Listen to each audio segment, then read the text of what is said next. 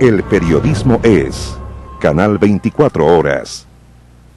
9 de la mañana con 40 minutos. Vamos a un tema muy interesante. Usted lo va a interpretar probablemente. Durante el año 2014 se registró la cifra más baja en accidentes laborales, pero aumentó la gravedad y por ende también la duración y el costo de las licencias médicas correspondientes. Lo anterior generó un alza de más de 28.000 millones en gasto de subsidios en comparación al año 2010. Vamos a profundizar respecto de este tema con Claudio Reyes, superintendente de Seguridad Social. Superintendente, bienvenido. Buenos días. Gracias. Muchísimas gracias por esta entrevista.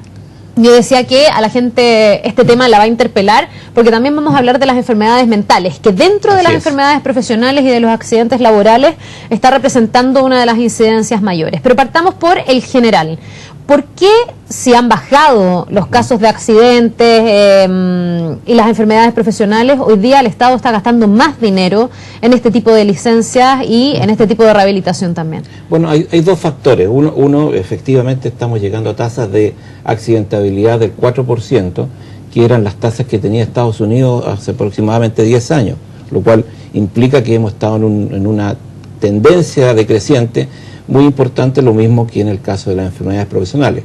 Aumenta el número de días perdidos por licencias médicas, y esto tiene que ver por una parte porque la tecnología médica se ha avanzado de tal manera que se producen más altas inmediatas, y por otro lado también se producen atenciones ambulatorias que permiten en los casos más simples tener menos días, y los días que están quedando hospitalizados son específicamente los días más graves, los accidentes más graves, las enfermedades más complejas, o sea, que son también las más caras. Eso, estamos teniendo menos accidentes, pero los accidentes que se registran son más graves, o los que usan de hospitalización. Exacto, que requieren mayor cantidad de días para recuperarse. Ahora, por otro lado, en el caso de las licencias médicas también hay que mencionar que, si bien es cierto, hay más licencias médicas y esto están costando más, esto también tiene que ver con una mayor cobertura de los sistemas de salud y tiene que ver con un mayor nivel de renta de las personas que están acogiéndose a los sistemas de salud. Por lo tanto, si uno lo divide por la masa de trabajadores ocupados, digamos, va a llegar a que el costo en términos individuales no es tan alto como se ve en términos absolutos. Ya.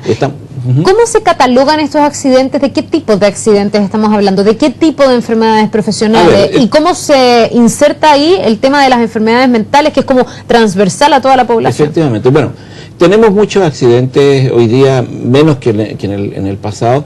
Esto lo cataloga hoy día en el caso de los que están protegidos por la ley de accidentes del trabajo y enfermedades profesionales, lo que se llama el sistema de mutuales. Hay un seguro, los trabajadores están cubiertos, también los trabajadores independientes pueden cubrirse de estas eventualidades si cotizan, y eso es evaluado por las mutuales, y en el caso de haber diferencias en ese diagnóstico, hay instancias de apelación, las COMPIN en el caso del sistema de salud, y finalmente nosotros, la Superintendencia de Seguridad Social. Esto es evaluado por médicos y también desde el punto de vista jurídico, porque hay que cumplir con ciertas condiciones para poder acceder al seguro. Hoy por hoy, en el caso de las enfermedades profesionales, siguen prevaleciendo las de carácter osteomuscular, las tendinitis, las cargas pesadas que van generando problemas de ese tipo. Pero en el último tiempo hemos tenido una mayor presencia de la enfermedad de carácter mental.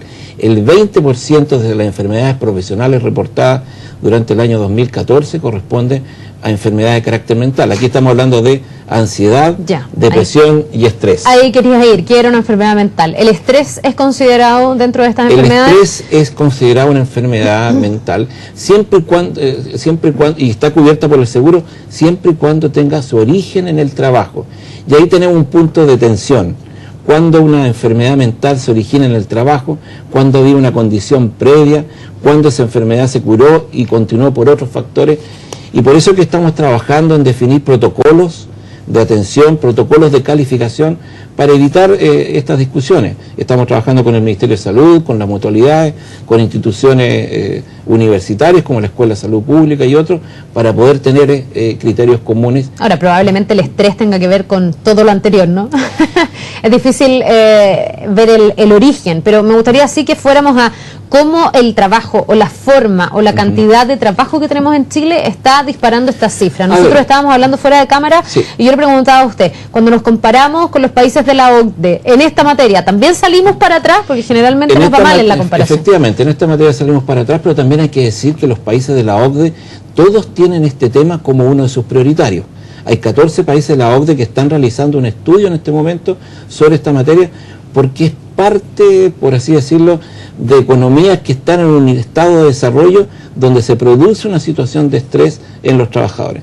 Esto tiene que ver con la forma, no solamente con la duración de la jornada, sino también a veces, por ejemplo, con la forma en que se refleja el salario o cómo contratamos nuestro salario.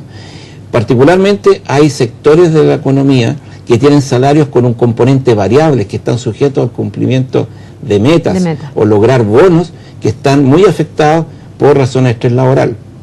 La superintendencia tiene un instrumento que se llama el ISTAS 21, que está además dictaminado por el Ministerio de Salud para determinar factores de riesgo psicosociales en las empresas. Esto se aplica en forma obligatoria al sector público y se está aplicando a partir del año pasado en el sector privado, partiendo por aquellos sectores que se han identificado como los más riesgosos, por así decirlo, desde el punto de vista de potenciales enfermedades de carácter mental. El sector del retail, el sector financiero, los call centers y el transporte, ¿no? El transporte. Y ahí se está levantando este panorama de los riesgos psicosociales y esto genera un conjunto de recomendaciones para que las empresas efectúen cambios en sus condiciones laborales. Ahora, una cosa es lo que puede hacer cada empresa dentro de su propia cultura para rebajar estos riesgos de que la gente pueda padecer enfermedades, con los costos que además esto significa para la propia empresa y finalmente también para todo el sistema de salud. Pero ¿qué se puede hacer o qué tan integral es la mirada desde la conversación pública-privada que hay que tener en esta materia?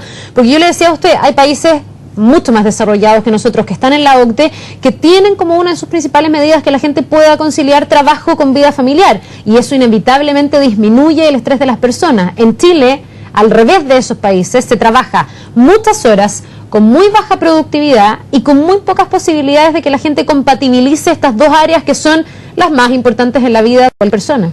Así es, y estamos trabajando en este sentido, porque lo que queremos es crear en Chile, y está dentro del programa de gobierno, una cultura de la prevención, no solamente de la prevención de los accidentes normales, como digo, traumáticos que pueden ocurrir, sino también la prevención tiene que ver con las enfermedades mentales, generar un ambiente de trabajo que no se traduzca finalmente en enfermedades, y que una de las cosas que está explicando por qué hay más días perdidos, por ejemplo, es porque las enfermedades mentales, por lo general, no es una licencia, sino que son 2 o 3 y se prolonga. Son cuadros más profundos. Son cuadros más profundos, se prolonga una situación y está afectando a la población en mayor tiempo de los... Ya, pero en lo concreto, ¿cuáles son medidas que las empresas podrían tomar y que desde el punto de vista...